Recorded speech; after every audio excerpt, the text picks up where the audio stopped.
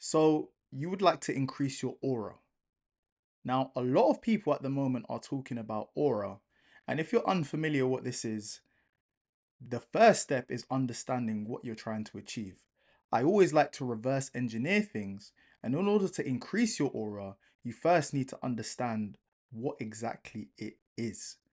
Now, aura can be compared to your magnetism, your charisma, but is an unspoken sense. Is something that people can feel. When you walk in the room, do you have a presence? That is your aura. It's not something that has to be directly communicated. Okay? So your aura can be seen as your level of magnetism. When you step in a room, or when you approach someone, or when you're in a space, are people attracted to you? Now, naturally, things that are attractive, they have something that's desirable. And if they have something that's desirable, they have excess of something. Simply put, it's a state of abundance. It's a state of abundance so much that your internal level of abundance precedes you without even speaking. People can feel this level of abundance. Okay. So when people talk about, increasing your aura, and people even talk about aura farming, that's something you would have heard about. Okay. If you're familiar with this. Aura farming is essentially going into spaces and collecting that energy.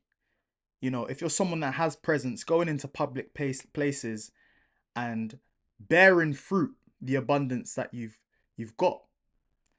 Now, if you want to increase your aura, and if you're talking about aura farming, something that people miss is that in order to bear the fruit, you have to plant the seed. If you want to aura farm, you need to irrigate the land. What does that mean? What are you talking about? You need to work on the foundations of yourself. Nature follows processes. In order to be someone that's magnetic, charismatic, and that attracts people, you have to plant the seeds. You have to plant the foundations of someone that has a level of abundance that is so high, people are attracted to you. Because people are attracted to things that are prosperous. People are attracted to things that look nice, and people are attracted to things that vibrate with a high level of energy. So, whenever you're thinking about how you can increase your aura, have you planted the seeds? In order to aura farm, have you done the natural due diligence in the process to make sure that you can bear the fruit and be a ripe individual? So many times I feel like we want to skip the steps, and I've been there. You're looking for shortcuts, looks maxing. You think that you can just do this one thing and the fruit's going to pop out on the other side. But that would be like planting a seed without watering it. That would be like putting a seed in the ground, but that ground happened to be concrete. You have to have the right conditions and the right variables, and there has to be a level of consistency maintained in order for you to bear the fruit. So bear in mind, you can go into certain things and people will often push you towards certain gimmicks and tricks. Buy this toothpaste, use this active charcoal toothpaste, and your teeth are going to be white. But do you have enough sleep? You can't skip the internal process. A lot of the time, people are looking for superficial things to increase their aura being your level of magnetism and how attracted people are to you. But that is the surface, that is the veneer of things. And it's very superficial. And the reason that you want to focus on the foundations is not so much to just attract people, because you can use the superficial things, okay? You can use the superficial things, but understand you're going to attract the people that are not the people you want to attract. I'm going to say that again. You can use the superficial things, but you're not going to attract the people of substance, the people that value the things that you actually want them to value. So, if you focus on the external and the foundation is weak, people that have abundance can sense this because they're vibrating on a different frequency. And that is where you have misalignment. So, whenever you're thinking about how you can increase your aura, of course, we can give practical steps, but don't think that you can cut corners. There are no shortcuts, okay? Using a certain thing or having a beard or doing these things, that's not going to change you as a person. You have to do it from the inside out. So, when I use the example of, you know, going and using a particular toothpaste, that is great. You want to invest in yourself and you want to use the best tools for the job. However, if you're doing this, but you're not getting enough sleep or you're not staying hydrated, you're naturally not going to have that glow, which is not going to proceed to then you having that magnetism. People are not going to be attracted to you because you're trying to cut corners. So I just found it interesting. I see online people talking about aura farming and people talking about looks maxing, and often they're trying to prescribe solutions rather than fixing the problem at its core. What are the foundations? Are you taking care of your body? Are you taking care of your mind? And what are the inputs that you're having on a consistent basis? Again, it's a natural process. So to increase something and increase the yield of your farming or your crop, that being you, how are you nourishing it?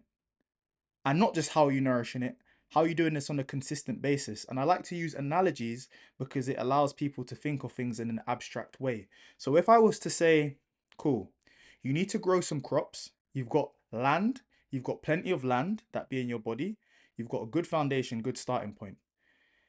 If you were to try and water this crop once every 5 weeks and you try and flood it, is that going to be the nourishment that it needs? No. You can't skip the consistency and try and overload the fruits that you're trying to bear. Many of you would have heard the saying, you reap what you sow, and it's absolutely true. When you think of this system as a natural system and you understand that everything is interconnected, you begin to realize that it would be very silly to think that you can cut corners on a farm. Why do you think you could do that with your own body? Our bodies are much more complex than a farm where you're trying to grow potatoes or carrots or apples. But if you were to grow potatoes, apples, or carrots, you would understand for the best yield of that crop, you would have to follow a particular process. But for some reason, when it comes to us, even though we're much more sophisticated and there are much more variables at stake, we add levels of complexity. And that level of complexity, I think people add it so as an excuse. So it seems difficult. But I'm here to tell you, if you want to increase your aura, start with the foundations. It is not very difficult. It's the inputs that you're putting in. Okay. To be more magnetic, you have to nourish yourself with the right things. Strip it back to the basics. Are you sleeping right? Are you eating right? Are you exercising? What conversations are you having and what is going into your mind? It will be the exact same process if you were to grow a crop. Are you watering it? Is the soil right? And is it getting the right level of sunlight? Okay. You often think that in order to get more, you have to add loads of things. But sometimes it's actually doing less and simplifying the process because everything in life follows a process. It's systems and processes. Okay. So it's just interesting, whenever you find yourself getting caught up in a trend or thinking that you can cut a corner, just remember that you would have to plant seeds somewhere and you reap what you sow. The quality of the fruit that you bear is going to be dependent on how attentive you are to nourishing it and feeding it with the right things. And it's exactly the same for yourself. There are no corners to be cut. Okay? So just bear that in mind. If you want to increase your aura, it really starts with the foundations. It can get high level and sophisticated once you have those things in place, but just don't think you can cut corners. It's not going to just be a product that you use on your skin. It's going to be your diet. It's not just going to be one thing you eat. It's going to be, are you exercising? And then once you're exercising, are you supplementing correctly? Are you providing your body with the macronutrients that it needs? Are you having enough protein? Because how is your muscle going to repair? So aura is a long list of cumulative good decisions that lead to a result where your internal is so abundant is your exterior shows it, and it's clear, and there's magnetism because your cup overfloweth, you know. You have so much resources, it's spewing from you, and people sense that. Naturally, people are attracted to things that they deem valuable and that are hard to attain. And that's the most crucial thing to understand. When it comes to aura or magnetism, the thing that people are attracted to is the difficulty of obtaining certain things.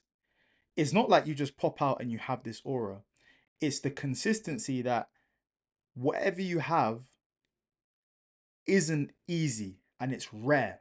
So the reason that why when Chris Brown will pop out somewhere, people will go crazy is because it's rare.